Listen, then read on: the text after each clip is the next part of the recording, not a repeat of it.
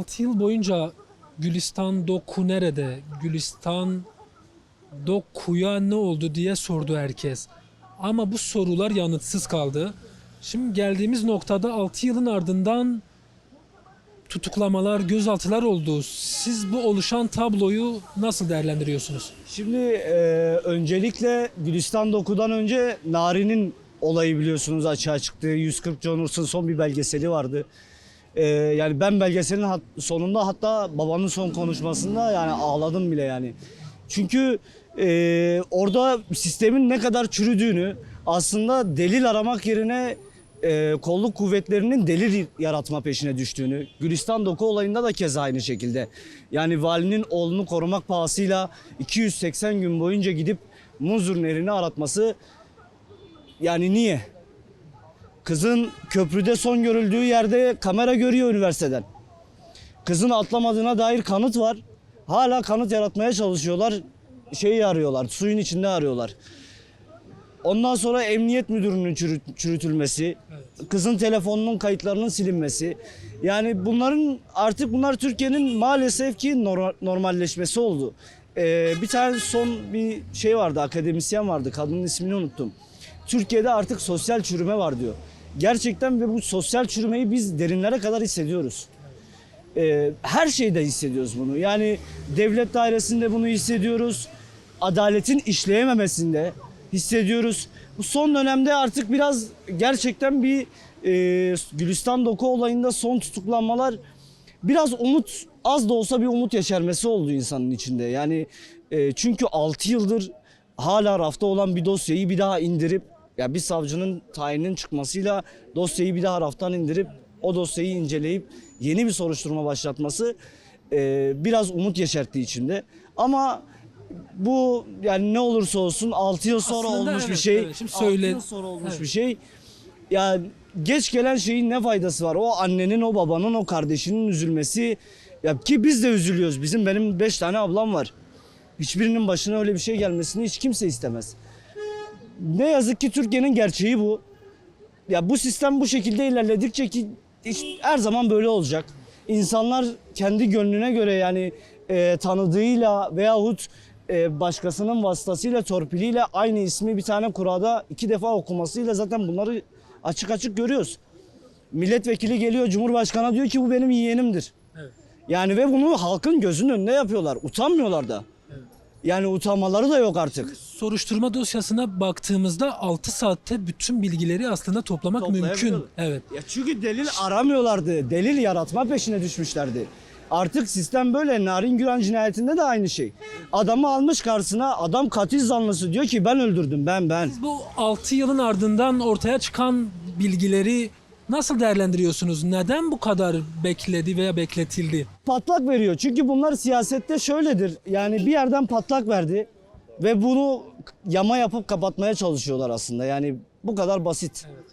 Yani halkın gözünde bir nebze yükselmek, daha da düşmemek adına yaptıkları bir şey olarak düşünüyorum ama öyle bile olsa en azından bazı şeyler açığa çıkması gerçekten iyi oluyor. Evet. Ve bu cinayette valinin, polisin de aslında rol oynadığını görüyoruz. Bunu nasıl değerlendiriyorsunuz? Bu nasıl bir mesaj veriyor? Bu aslında buradan nasıl Ya bir politika izleniyor aslında? Artık şöyle oluyor. Artık devletin gücünü kendi güçleri olarak kullanıyorlar. Yani şimdi bir insanın vasfı yoksa sen bu insanın vasfından büyük bir şey verirsen bu artık daha başka şeylere aşmaya başlar. Ki şu an gördüğümüz gibi yani. Bu maalesef Türkiye'nin gerçeği de bu. Hiçbir zaman da değişmeyecek. Yani buna inanmıyorum. Ona inancımı yitirdim.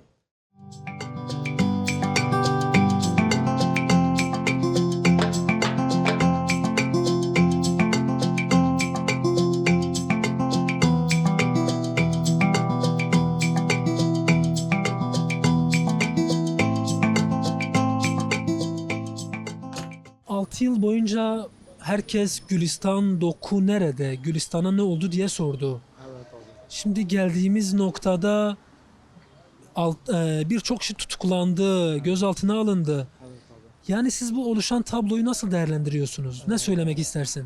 Benim bu konuda tek anladığım şey özellikle bu durumlar sadece Kürt ailelerin başına geliyor ve Kürt kızların başına geliyor. Hatırlarsanız Rojin Kabaşin değil mi? evet. He, Rojin o da- Kabaş. Evet, o da vardı. O da Kürt'tü. O da okul okuyup öğretmen olmak isterdi. Şimdi bu 6 yıl önce de öldürülen kız da Kürt bir kızıydı değil mi? Bunun nedeni devlettir. Her zaman da demişimdir. Bir tanesini mesela Narin vardı. Küçücük çocuk değil miydi? Mesela onu da öldürdüler. Bence kadınlar ölmemeli. Ayrıyeten de abi ben çok üzüldüm. Gerçekten de hem Rojin için hem diğer ikisinin annesiyle babası buluştu. Ben çok duygulandım orada. Allah kimsenin başına vermesin. Bunu da bilsinler ki Kürtler evet. bitmez. Kürtler bitmeyecek. Kürtler bir asıldır vardır. Ne yapsalar da valileri de gel, kaymakamları de gel, İçişler Bakanı de gel. Kim gelirse de gelsin Kürtler bitmeyecek. Tam da o noktada şunu sormak istiyorum. Şimdi bu cinayette vali rol oynadı. Yine valinin oğlu, işte polis. Evet. Yani bunu nasıl görmemiz gerekiyor? Nasıl okumamız gerekiyor? Bunu nasıl görmemiz gerekiyor biliyor Yani musun? burada bir politika mı izleniyor? Bu- Ne söyleyebiliriz? Bunu nasıl biz bitirmeliyiz biliyor musun abi? İlk önce devlet kendi içindekilerini bitirmeli. İlk önce kendini bir temizlemeli. Kendini temizledikten sonra zaten bu kadın cinayetleri kalmayacak. Abi kime bakıyorsun, dönüyorsun, bir kadın öldürülmüş. Türk ve Kürt fark etmiyor. Bir bakıyorsun içinde polis çıkıyor. Bir bakıyorsun içinde şey çıkıyor. Savcı çıkıyor, hakim çıkıyor. Ondan sonra vali çıkıyor. Ya bir vali ya. Bir vali nasıl bir cinayete parmağı olur abi? O vali. Adı üstünde vali. Valinin oğlunun parmağı içinde, polisin parmağı içinde. Ne polise güvenebiliyor, ne valiye güvenebiliyor, ne kaymakama güvenebiliyor. Hepsinin içinde var. İyi niyetleri bile kötülüktür abi. İyi niyetleri bile kötülüktür ha yani. Keşke olmasaydı ama Allah ailelerine de sabır versin. Yapacak çok şey var. Bunlara karşı buradan Kürt gençlerine nasıl bir çağrın olur? Abi kalkın, ayaklanın. Vallahi billahi bugün o kıza sıra geldiyse yarın öbürsü günü benim bacıma da gelebilir, senin bacına da gelebilir, herkesin başına gelebilir. Ama buna karşı bence benim tahminimce abi Diyarbakır buna susmamalı. Diyarbakır tek değil, tüm insanlar buna susmamalı abi. İnsan dediğimiz varlık buna susmamalı. Niye candır? Kız çocuğudur. Okul okumaya gitmiş, ölüsünü ailesine gönderiyorlar. Sağlam gönderdiğin şeyi ölü olarak sana gönderiyorlar. Bunu gönderen kimdir ve devletindir. İşte bu insana biraz basıyor abi.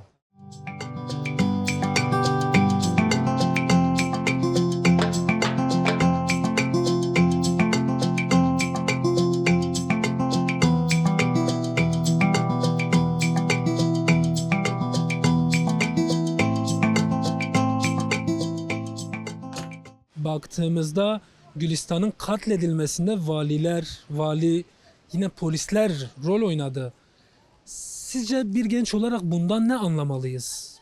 Yani bu katliamların arkasındaki işte devlet bürokratlarının, işte polisin, valinin, bundan ne anlamalıyız?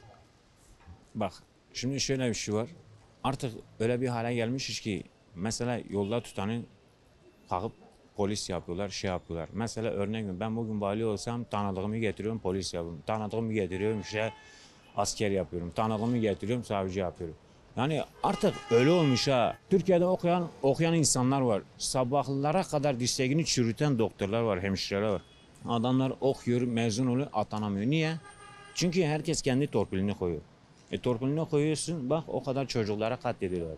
Ya daha 3 gün olmadı okulu tarattılar değil. O kadar çocuk oldu, o kadar hoca öldü. Niye? Buna bir eski emniyet müdürünün oğlu değildi. Bir eski emniyet müdürünün oğlu evinde 5 tane silah ne işi var? Ha? Ne işi var?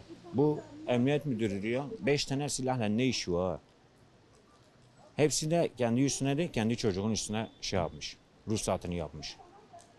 Yani bugün sen evine tamam 5 tane silah koyuyorsun ama şarjörünü bir tarafa koy, silahı bir tarafa koy. Göz önüne çocuğun gözünün içine sokan niye saklıyorsun ki? Silah çocuk oyuncağı mı? Yok. Bak sadece tek bir şey biliyorum. Vallahi bak bu kız çocukları da bu hani ölenler de bu okul katliamı en fazla 3 gün. 3 gün konuşacak, 4. gün üstünü örtecekler. Başka bir şey değil. Narin Güran cinayeti, Rojin Kabaş cinayeti. Bunların aydınlatılması için neler yapılması lazım sizce? Aydınlatılması için abi ya parti ismi vermiyor abi işte. Bilirsiniz abi partinin ismini partinin arkasına sığınırlar abi. O ki işte o örtbas eder abi. Üstünü kapatırlar abi. Ya parti abi işte kökten abi o hükümetten abi kökünden çözülüp aklı başında abi adaleti savunan ya kendi çocuğuymuş gibi empati kuran abi. Ya ne bileyim abi üstünü böyle kalın her şeyi kalın altına kilimin altına atmasınlar abi. Kendi çocuklarıymış gibi böyle şeyleri yürütmeleri lazım abi. Ya diyorum ya abi devletten abi hükümetin kökten değişmesi lazım abi. Böyle hükümetten devletten abi. Çünkü abi o suçu işliyor abi. O işte o gençlik kollarına abi şey derler isim verme abi şey parti ismi vermeyeyim. Belli de abi herkes biliyor zaten parti ismini abi. Diyor ki o beni şey yapar abi. Orada bir tane abi kelle vardır kelle baş vardı abi. Her türlü beni abi şey yapar. Arkasına alır abi. Ben de örtmez. Bak abi Allah'ın adaleti şaşmıyor abi.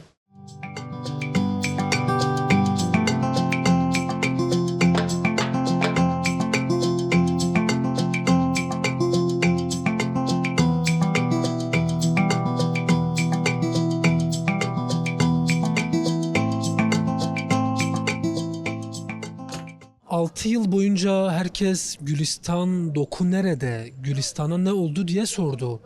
6 yıl boyunca bu sorular hep yanıtsız bırakıldı. Şimdi 6 yılın ardından tutuklamalar, gözaltılar yaşandı. Siz bu oluşan tabloyu nasıl değerlendiriyorsunuz?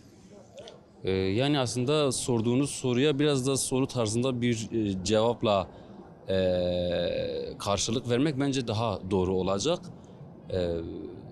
7 yıl diye biliyordum ben. 7 yıl sonra böyle bir dosyanın açılması, bunun süreçle ilişkisi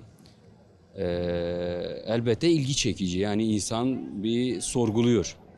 Nedeni bence belli. Devlet içerisinde devlet, mafya, tarikat üçlüsünün aslında örgütlü bir şekilde gücü elinde tekelleştirip her şeye hakkı varmış gibi devletin imkanlarını kendi şahsi çıkarları ve aslında biraz da hayvani güdülerinin hizmetine koymasının bir yansıması ama elbette bunları böyle şahsi olaylar olarak ele almak bence çok sakat kalır, çok yanlış kalır aslında.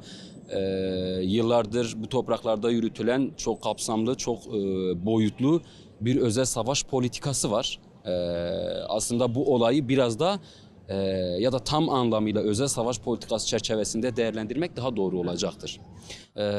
Doğrusunu isterseniz o kahramanlaştırılan kadın aslında bir figüran. Bu konuda biz doğruyu biliyoruz yani çünkü 7 yıldır bu süreci çok yakından takip ediyoruz. Birer genç olarak.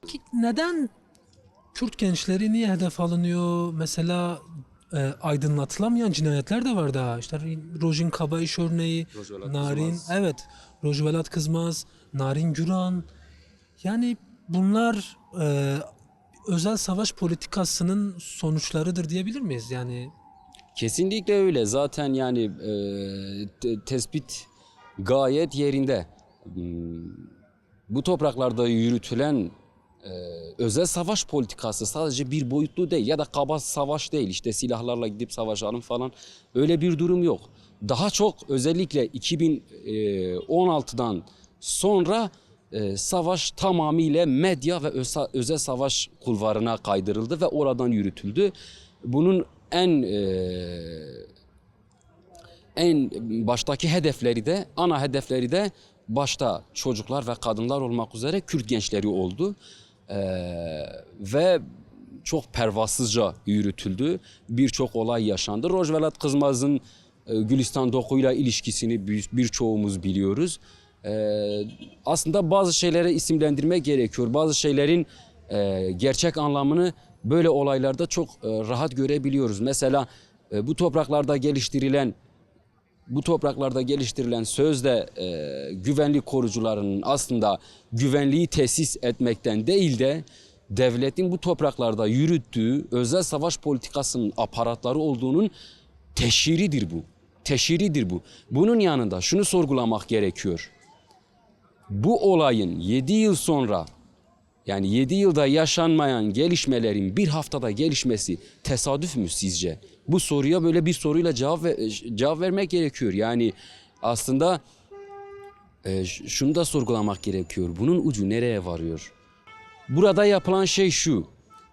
devletin suç işlediği suçları, yıllardır işlediği suçları birine yığmak, kişiselleştirmek, bunun yanında devletin bir elemanını, bir figüranını kahramanlaştırmak ve olayı münferit bir olay olarak işte normal işte yaşanmış bir olay olarak lanse etmeye çalışıyorlar. Elbette Kürt gençleri olarak bunun çok iyi farkındayız. Evet. Yani olayın lanse edildiği gibi olmadığı, kişisel bir olay olmadığı, tamamıyla politik olduğu ve özel savaş politikasının teşhiri ve aslında ne kadar aşikar olduğunun bir göstergesi olarak ele alıyoruz. Son olarak tüm bu özel savaş politikalarına karşı Kürt gençleri ne yapmalı? Bunu birçoğumuz sorguluyoruz. Ben de sorguluyorum. Az önce yani aslında gündemimiz belli. Doğrusunu isterseniz Gülistan, Doku olayı bu son günlerde şöyle diyebiliriz, sürecin bir parçası olmakla beraber süreçten daha çok zihinlerimizde yer ediniyor. Çünkü bizi uğraştırıyor, bizim hassas bir noktamız. Bunun da farklı boyutları var. Aile boyutu var. Yani ben Kürt ailelerine şunu söylemek istiyorum. Okula git, derslerine çalış, derslerin iyi olsun demekle bir çocuk yetiştirilmiyor. Yani kendini savunmayı öğrenmeyen bir çocuk bu topraklarda kurban olmaya mahkum oluyor maalesef. Dolayısıyla toplumsal hassasiyetler, ahlaki hassasiyetler, siyasi hassasiyetler ve son kertede en önemli olan ulusal hassasiyetler aslında bu olayların yaşanmasında ya da yaşanmasının engellenmesinde en büyük etken. Yani ailelerimiz, çocukların da politik bir bilinç oluşturursa, yani politikleştirirse, gerçekçi olalım bir aslında savaş bilinci, bir düşman bilinci oluşturursa böyle oyunlara gelmez. Bunlar toplumsal travmalara da neden oluyor. Yani benim hemen şu an etrafında gördüğüm bütün gençler, özellikle Kürt kadınları, genç Kürt kadınları bu olaydan o kadar derinden etkilenmiş ki bahse konu bu olay açılınca seslerinde dahi yani bir nasıl desem bir kin, bir nefret, bunun yanında çok büyük bir üzüntü hissedebiliyoruz. Yani Gülistan hepimizin kardeşi, hepimizin yoldaşı. Dolayısıyla Kürt kadınlarının, Kürt bireylerinin az önce saydığım hassasiyetlere sahip olması, böyle şeylerin yaşanmasında, bunun yanında sadece Kürt gençleri de değil aslında, devrimci, demokrat bütün gençlerin bu konulardaki hassasiyet ve destekleri çok önemli. Çok önemli. Teşekkürler. Rica ederim. Görüşürüz.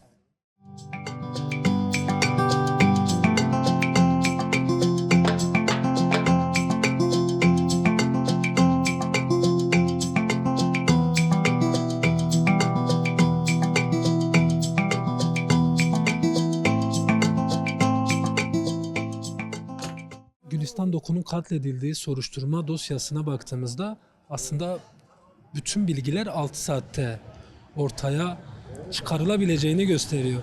Şimdi 6 yıl sonra bu bilgilerin ortaya çıkmasını nasıl değerlendiriyorsunuz? Sizce neden bu kadar beklendi veya bekletildi? Yani görünen şu ki işin arkasındaki bir sır perdesi mi diyelim, yoksa açık bir perde mi diyelim. Yani bu meselenin 6 yıl sonra tekrardan açığa çıkması bir yandan sevindirici, ama 6 yıl gibi uzun bir süre boyunca gizli kalması da apayrı bir sorun. Yani buradaki aslında Gülistan Doku'dur, Vanda Roj'un Kabayiş'tir, ikisinde de benzer hikayelerin döndüğü konuşuluyor. Yani tabiri caizse sırtını devlete dayayan bir grup bu olayı sakladı, gizledi ve bir şekilde sümen altı etmeye çalıştı. Burada da kamuoyu ve ailenin büyük baskısı sonucu 6 yıl sonra açığa çıkması, ailenin direnişinin sonucu, kamuoyunun desteği sonucu kimi parçalar açığa çıkabildi. Yani şimdi işte basında konuşuluyor. Sim kart valiye gitmiş. Niye valiye gitmiş ki sim kart? Sim kartın gideceği yer savcılıktır. Valiye gittikten sonra basında yazıldığına göre 3 gün sonra savcılığa teslim ediliyor. 3 gün boyunca ne oldu bu sim karta? Günümüz teknolojisi de bunlar açığa çıkarılabilecek. Katliamda valinin ve polislerin de rol aldığını görüyoruz. Siz de belirttiniz. Bunu nasıl değerlendiriyorsunuz? Yani bu nasıl bir mesaj veriyor topluma, kamuoyuna? Yani dediğim gibi sırtını devlete dayadığını düşünen bir kesim her şeyi kendine mübah görüyor. Her şeyi yapabileceğini düşünüyor. Her şeyi yaptıktan sonra gizleyebileceğini düşünüyor. Fakat kamu vicdanı da bunu kabul etmiyor. Ve insanlık da bunu kabul etmiyor. Yapılan kötülükler ve çirkinlikler elbette açığa çıkıyor. Yani tarihsel olarak da bu şekildedir. Bundaki büyük bir etken de kadın kuruluşların mücadelesiydi, aileyle dayanışmasıydı. Yani bunun bir şekilde gündemde tutulmasıyla bu olay nihayetine erdi. Bu öyle çok da şey gibi algılamamak lazım bunu işte. Bir mücadelenin sonucunda açığa çıkan bir durumdur. Hala bitmedi. Toplum ve kamuoyu bunun üzerinde ne kadar giderse her şey daha şeffaf bir şekilde açığa çıkacaktır. Sizce bu Kürt gençlerine böyle yönelimlerle ne amaçlanmaya çalışılıyor? Şimdi başta siz de belirttiniz. Gülistan Doku, Rojin Kabayiş, işte daha önce İpek Er. Yani ne amaçlanıyor bu yönelimlerle, bu yaklaşımlarla, bu katliamlarla ne amaçlanıyor? Ne amaçlanmaya çalışılıyor? Yani aslında burada yıllardır süren bir özel savaş kliği vardı. Gençlerin toplumdan ve gerçeklikten uzaklaşması üzerinde yıllardır süren bir şey vardı. Toplumlar apolitikleştirilip bu apolitikleştirilme arkasında yoz bir yaşama sürdürülüp sonra da bir çırpıda bunlar ya katledilip ya kaybedilip yok edilmek üzerine kurgulanmıştı. Ve bunu yaparken de insanlar bir şekilde kendilerinde meşru görüyordular. Yani aslında daha fazla aydınlanmayla bu mesele çözülebilir. Yani bu meselenin Kürdistan üzerinde olmasının böyle bir okumasını yapabiliriz ama Türkiye toplumu üzerinde zaten kadına bakış açısından kaynaklı gelen bir tırnak içinde kendilerine gördükleri bir hak var. Ondan kaynaklı.